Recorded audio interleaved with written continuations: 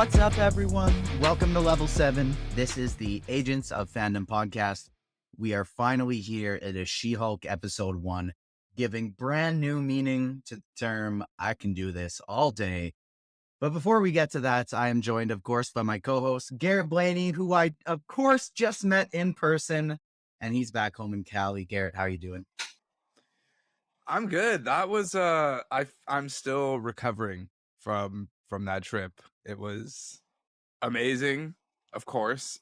Everything exceeded my expectations, but fuck, I'm exhausted. That was a lot of driving to see you and then a lot of driving to get back, but we made it. We're here. We're some international bitches now, and God, do I miss you, man. Oh, I miss you too. It was only a few days, but I was enjoying me, you, Ava, and Nina all living together. It was really nice. And I'm hoping if you guys eventually move here, a sign of things to come. But we also have a very special guest here today, ready to discuss She-Hulk with us, the editor and chief of Streamr News. Mo, how's it going today? It's going very good. It's currently 1:37 a.m. and I have work in 7 hours, but who cares? She-Hulk podcast, Agents of Fandom is more important than that. Exactly. You're so right. Way more Who important. needs sleep when you can talk She-Hulk Nobody. with the Agents of Fandom? Mm-hmm. And Fact. so before we get into that episode, a few housekeeping things to take care of. We got a lot of exciting interviews coming up. We are going to be talking with the people from The Sandman. We're going to be talking with some people from Barbarian. Going to be talking to some people from the new Disney series Cars. So make sure you on the road. So make sure you your eyes peeled to www.agentsoffandom.com. Head to the Agents of Fandom store while you're there. Rate the podcast 5 stars, like the video on YouTube, subscribe, all those fun things. Check out our socials, Agents of Fandom everywhere, except for Twitter, @Agents Fandom. And let's get to it. Mo, without giving your in-depth thoughts, give me your just initial thoughts on She-Hulk. On episode 1, or generally? Just episode 1. We'll keep it episode 1. Okay, episode 1 was a weird episode. I liked it because it set up She-Hulk and Jennifer Walters as separate characters, and it gave a little bit of the personal struggle that we could see later on in the season, but it was not the strongest opening episode of a Marvel show for me. There were much stronger ones in my opinion, but having said that, it was nice to see the origin story at the start of the story and not have to go through many episodes of content of like story to then get some context. But yeah, it was weird. It was, if I was rating the episode, I'd probably give it 3.5, 3 out of 5. As long as that's not out of 10. Oh yeah, no. It was definitely fresh. I would rate it fresh, and fresh is 60 or something. But and shout out to my girl She-Hulk. Sorry, Jennifer Walters, because I also do eat crisps with chopsticks, and it's something I'm going to do right now. If I can, you got to keep those fingers clean. I agree with you. I'm happy they got the origin stuff out of the way early, because I do feel, as much as I would have enjoyed a 2-episode opener, I feel like this one made sense to release alone. It's pretty contained. Get the origin out of the way first and then dive into the story. What do you think of episode 1, Garrett? I thought it was really fun. I agree with Mo. It's not the strongest first episode out of all the MCU series, but that's okay. I'm not looking for every series that comes out to like be better than the last, because I don't know the exact number off the top of my head, but however many series that are released at this point, like we have some really great content in there. So my mindset at this point isn't like, oh, is it better than the last one? It's just, am I enjoying this, and how big of an impact does it have on the MCU? And the answer to question 1 is I did enjoy it. I thought it was funny. It was the right amount of funny. I thought Tatiana Maslany absolutely hammered it home, and there were some really hard-hitting lines mixed in that I think are really cool. Yeah, I think it's really cool to be hearing that in the MCU. Yeah. We'll touch on that a bit more later. But the second question, I don't necessarily have the answer to yet, and that's okay, because there's a bunch of episodes left. So I'm I'm ready. I'm ready to roll. I'm in it for the ride as of this point.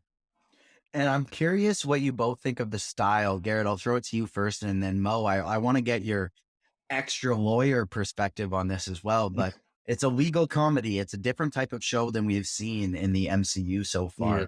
It's branded as a comedy. It's not a superhero movie with comedic elements. It's branded as a comedy. And one of the thematic elements of the show that I really enjoyed was the score, and how the MCU has just done this so phenomenally lately with just plugging in the different themes from different movies or shows. The general score of the Disney Plus show we're seeing right now. We saw the X-Men 97 theme when they said the word mutation in She-Hulk.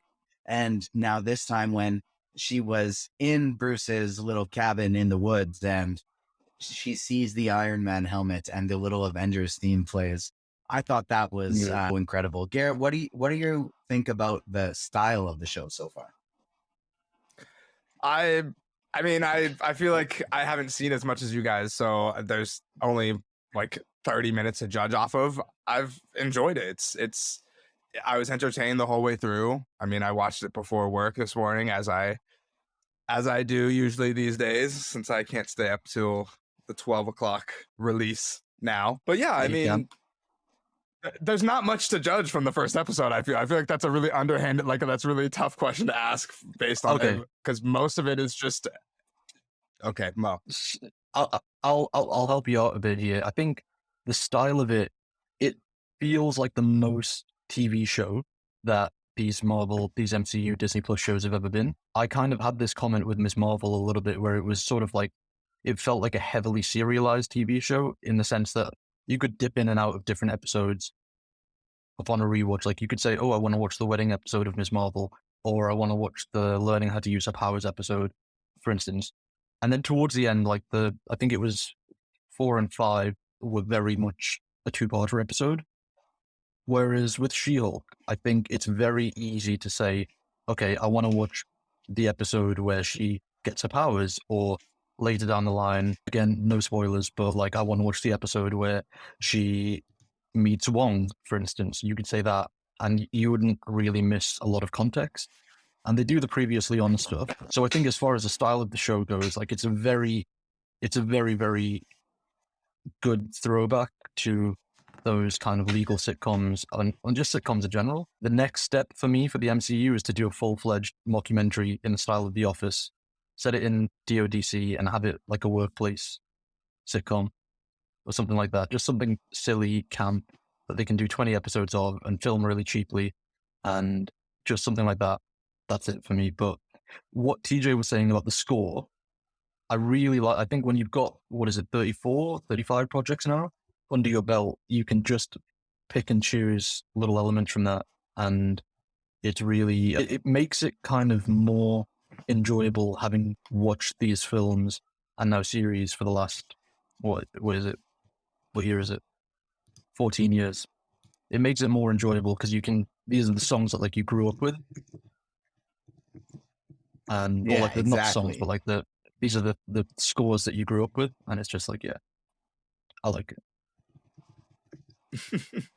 I'm with you there. It's a cool little touch that they add. And in terms of the episode specifics, the Easter eggs, the what happened, I kind of want to start with the end, because one of the first clips that we got was Jen's theory. Jen and Bruce discussing, did Cap have sex? When did it happen? And it was a theme throughout the episode. And I wrote in my review on agentsofandom.com that this was my favorite post-credit scene of anything we've seen in the MCU so far. Incredibly Captain America. Thank God I have headphones on. I had to cut off right before the CK just to do the same thing as the show, I could have used a warning there. Yeah, maybe. I think didn't get the warning in the post-credit scene either, and it left me in absolute tears of laughter. What did the two of you think? Garrett, I'll start with you, of the joke theme that carried from the beginning of the episode all the way through to the post-credit. I thought the post-credit scene was hilarious. It did not leave me deaf when I heard it the first time, so that's a plus. But it's a fun through line that they brought from the beginning of the episode into the end of the episode, and it also gives us a really cool insight into Jen and how good she is as a lawyer and getting the information that she needs that she needs to get, faking being drunk very convincingly, I might add, and getting Bruce to spill the beans, which, and let's be honest, I'm not 100% convinced that what Bruce says is the truth, because I feel like it's one of those situations where it's like you don't want to be embarrassed in front of your boy, so you like embellish the situation a little bit. Yeah. So it's like, yeah, Bruce, for sure. No, like, I was in the army one time in 1943 with this chick. With no witnesses, don't know her name. With no one to corroborate the story. It's a very convenient story. Yeah, I feel like there's a little bit of embellishment there. So I'm calling BS. Yeah, he was a good Christian boy. I don't believe he had sex before marriage. And so another note on that conversation I want to ask you, Mo, is something one of our friends, Damon Streams, Damon Gray, posted on, DM'd it to me actually. And I'm curious, was this an oversight in the script, or are they hinting at something? He did not say Steve Rogers was not a virgin. He said Steve Rogers is not a virgin. Are they telling us he's still alive somewhere in our universe? I think yes. It could not in our universe, but it. Never mind. We don't know where this old man is right now. Yeah, and I don't want to know where he is. I don't want to know. I don't just let him die. Let him rest in peace. Let old Steve die, please, or keep him on the moon. Just keep him there. We don't need him to come back for a bit. I'm gonna go off on one now. So, but no, I don't know. I don't have an answer for it. Steve Rogers is a virgin, mate. Where is he? How did he go back? When did he go back? Did Hulk help him go back, maybe? Because Hulk had the quantum shit, didn't he? With the suits. So maybe after Tony's funeral, or after the whole Return the Stones thing when he gave Sam the shield, maybe Hulk was like, okay. So are you saying that after the events of Endgame, Bruce Banner sent Captain America back in time to 1943 to have sex for the first time? Is that what you're saying? Just to clarify? Or are these two separate things that have diverged?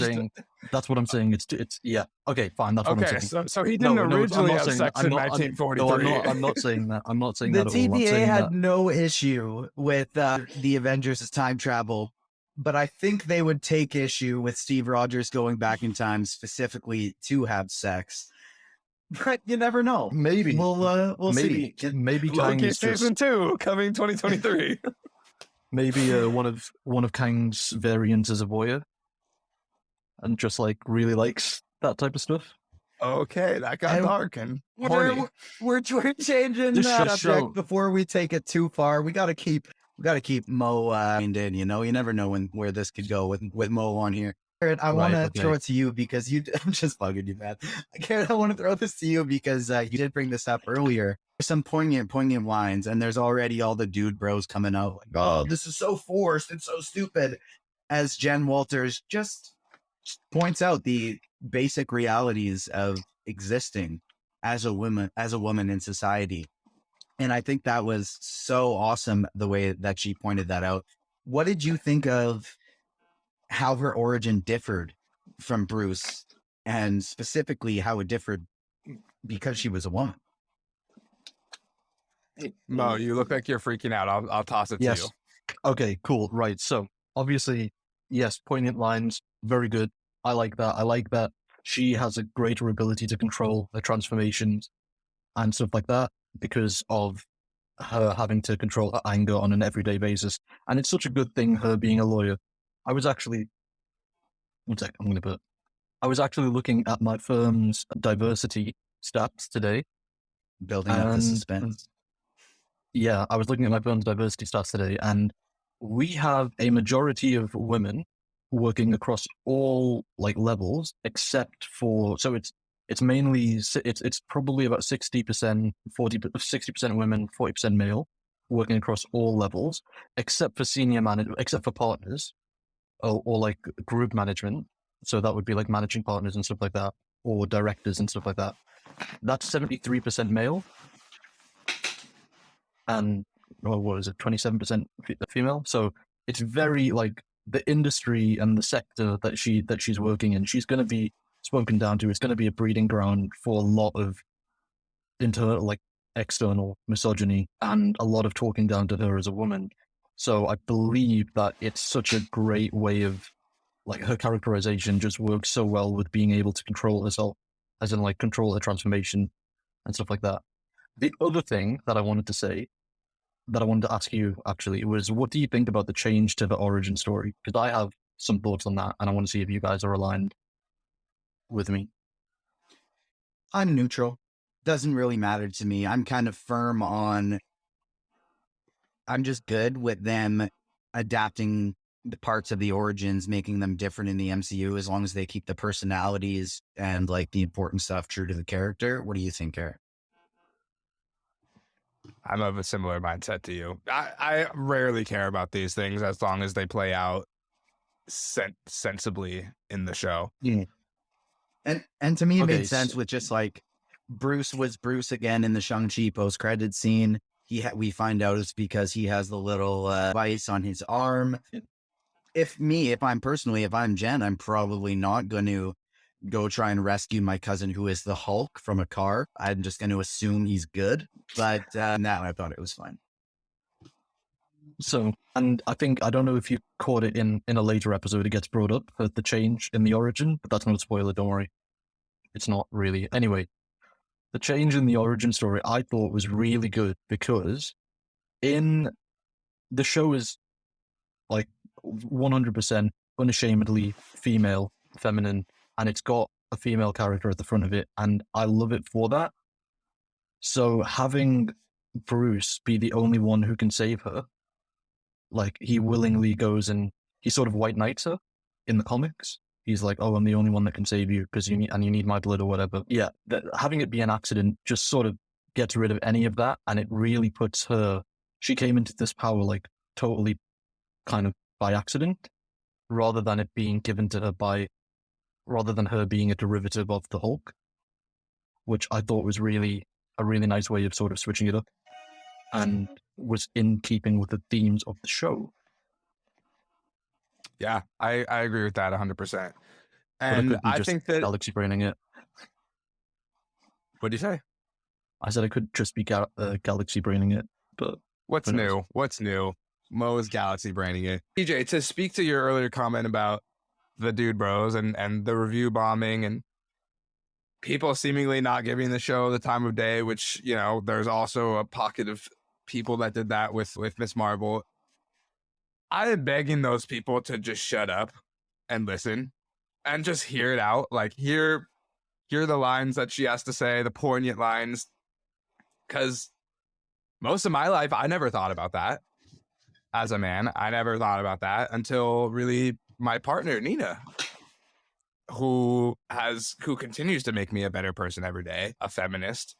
And I don't have to constantly live my life in fear. I don't have to worry about walking to the store at 9 o'clock at night to go get whatever, because that's simply not the reality that I live in. And all women live in that reality.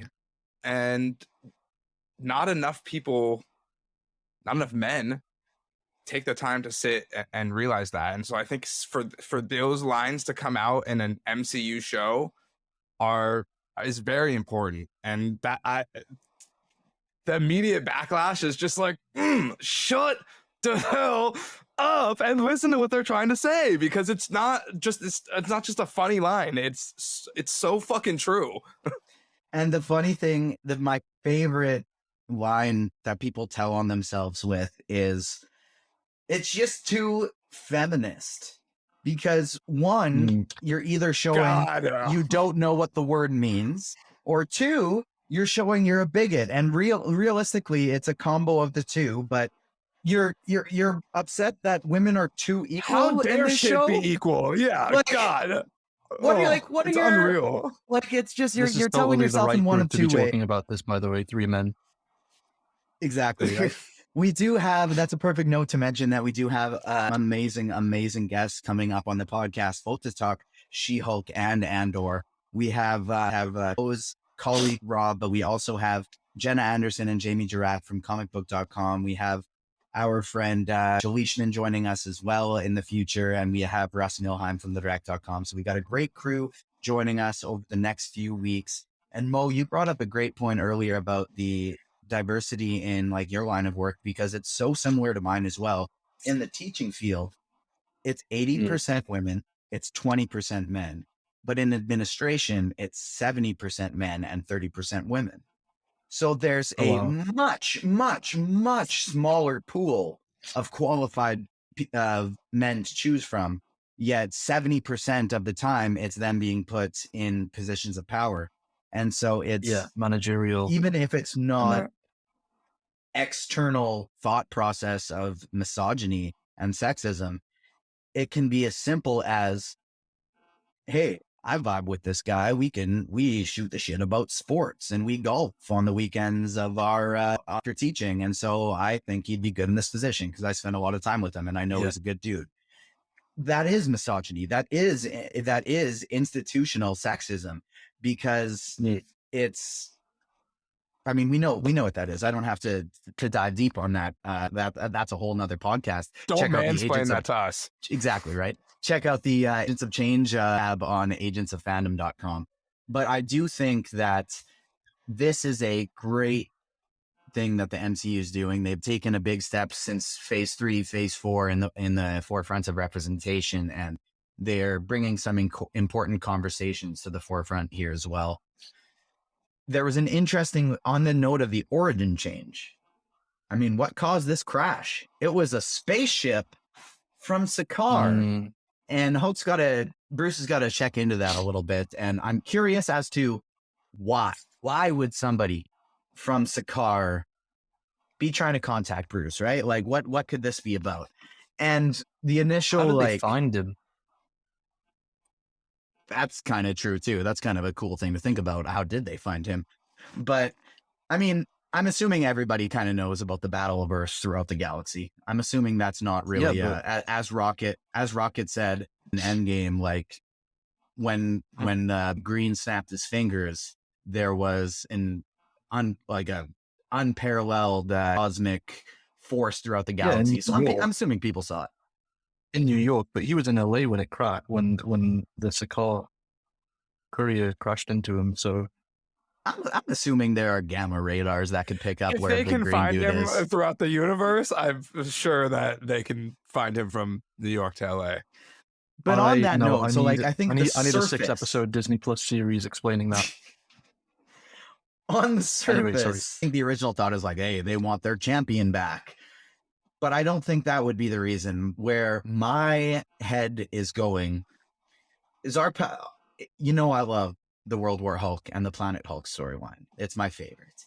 And in the Planet Hulk storyline from the comics, our old pal Hulk, he's got a son. His name is Scar.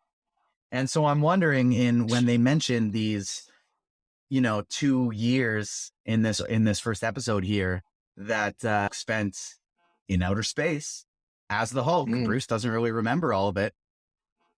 Could he have a son hanging out on Sakaar? Hulk might have. Especially with them using that joke, that theme, them using the sex theme throughout the episode. Does Hulk have a son? It's interesting. That's an interesting theory. Yeah, that's got my gears rotating a bit. Definitely not a theory that I've heard before. I can never tell if you're being sarcastic or not. I'm going to be honest with you. Just presume my default is sarcasm. I can. Yeah, I mean, I could see it. I just don't understand why now. Why now? Why in She-Hulk? Why set it up right now? Could they not have? Yeah, I don't know. I mean, what were they going to do? Were they going to not? Were the extra 20 minutes in Thor going to not be Gore God butchering, but us like getting some Hulk side story? Like, no. What else are they going to do it in, man? I don't know, a Disney Plus special. Shang-Chi post-credit scene, like, it makes sense. Disney Plus special. It's not like the most confusing thing. Like, why now? I mean, it's a show about a Hulk, Okay. so I mean, it does make kind of sense. Let me be angry, but actually, I want to get it on here and get it noted and official. Universal does not own the film rights to Hulk, right? I'm telling you that now. People have misinterpreted it, like completely misinterpreted it. Universal owns the first right of refusal for distribution of Hulk films.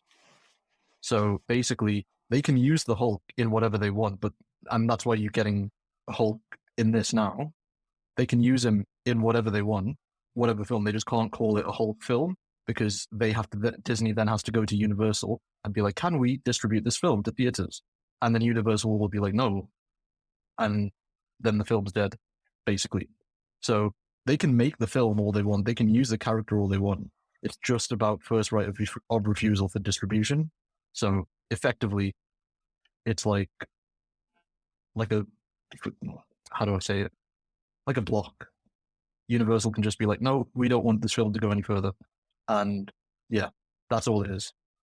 Just wanted to get that out there. Lawyers of Fandom here now. And in terms of the lawyer title, you had a bit of a theory that you think be a nice way to end season finale, though. Yes, but I've spoken a bit too much, so we'll get onto my theory after. No, this is the time for it, man. Like we're gonna be out of here soon. This is the time. Oh, anyway. Jennifer Walters, attorney at law, is how she finishes this episode before one of the best needle drops in the history of the MCU. And I think that could be an important line.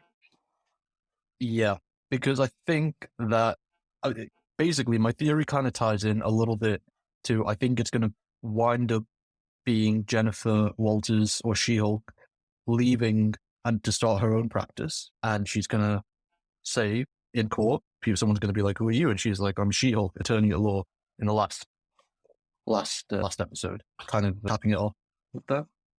Because it felt weird that she said, I'm Jennifer Walters, attorney at law, but at the same time, she wasn't named She-Hulk. So interesting. Much to think about. Very much to think about. And if it happens, I really want her to turn to the camera and say, there, you happy? I said the title card. And have it end abruptly after that. I have a fun little post-credit scene that I think will annoy everybody. Post-credit scene idea. I think it's going to annoy everybody, but I hope they do it. It's going to annoy me as well if they do it. But when Daredevil inevitably comes into the series, because we know he's going to come in, I want her to say to like the audience, oh, so you guys have been wondering, is Daredevil canon or whatever? And I finally have an answer to you. It is, and then it cuts to black. Boom. That would be a very, very good one. It would piss me off, but that would be a phenomenal post-credit scene. And I really like what they've been doing here with the fourth wall breaks. I've enjoyed it quite a bit. At the beginning, when she said let's just dive into the origin, because I know you're all wondering about it. It reminded me a lot of Iron Man 2 when Rhodey steps up to Tony and he's like, it's me. I'm here. Get over it. Just to kind of show yeah, I'm a new actor, but let's just move on. And it kind of gave me similar vibes. Okay, so I have a question for you, because we know that the flashback origin story was going to be in episode 8. And we reported it as though it was going to be in episode 8, and it wasn't in episode 8. But they've come out in the last few days and said all the origin stuff was going to be in the penultimate episode, and then they moved it to the start. Do you think they reshot, or that they quickly did basically a quickie intro that we saw in the first couple of minutes, just like a cheap intro to basically restructure the episode a little bit so that they could put all the flashback stuff in the first episode? So I think it was likely putting the intro in and then recutting it after. What do you think, Eric? No, I don't know. Seemed fine to me. Seemed normal. But I think that would probably be the easiest way to kind of snip that in and make those changes. And I honestly think it was for the better. I'm kind of happy they got that origin stuff out of the way early, and just kind of lets us fully dive into the Warrior show as Jen describes it for us. And we're going to be diving deeper and deeper into She-Hulk as more episodes come out. Next week, we are going to be joined by Russ Milheim of thedirect.com, with the following week, Jenna Anderson from comicbook.com, one of the co-hosts of Phase Zero, joining us. And make sure you subscribe wherever you get your podcasts so you don't miss those, and the video on YouTube, and subscribe there as well. Mo, I see you have a point, and I want you to also let the people know where to find you on socials, and tell them about Streamr. My point is that I need to be in for episode 4 because I need to express my love for a certain character that comes in episode 4. That's my point. That's all I've got to say.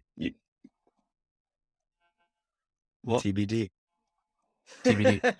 I can't say that we don't already have all these people booked. I got you the first episode. I don't know how much more I can do. You can do episode 4, I think. I think you can do episode 4 for me. But anyway. I mean, that's the episode that I'm not here for. So Garrett's the one to talk to, and Garrett and Ruben are the guys there. I'm going to be in Chicago for one. But where can the people find you on social? Yeah, Mo from Streamr. That's MOFROMSTREAMR. I think that's right. And thestreamer.com, and Streamer News on Twitter and TikTok. And I believe that's it. I think that's all the socials we've got. We're not very sociable people. Do you want to give a little blurb, little brief? What is Streamr? Give the people a. No, they're fine. No, yeah, we just figure it out. Figure it out. I mean, you can tell from the name. If you can't tell from the name, then our stuff isn't for you anyway. No, it's all about streaming strategy. services. So we just cover streaming services. Kind of just we do film reviews, series reviews, get messy on Twitter, but less so, substantially less so. Actually, over the past few months, I've reined it in a lot. Thank you. That deserves a round of applause. We learn, we grow, we have great character arcs here, just like they do throughout the MCU, and like we're hoping to see here from Jennifer Walters. That will do it for this week's episode of the Agents of Fandom podcast. We will be back next week, as well as with some fun interviews coming your way. So make sure you stay tuned. It's www.agentsoffandom.com for more. Peace.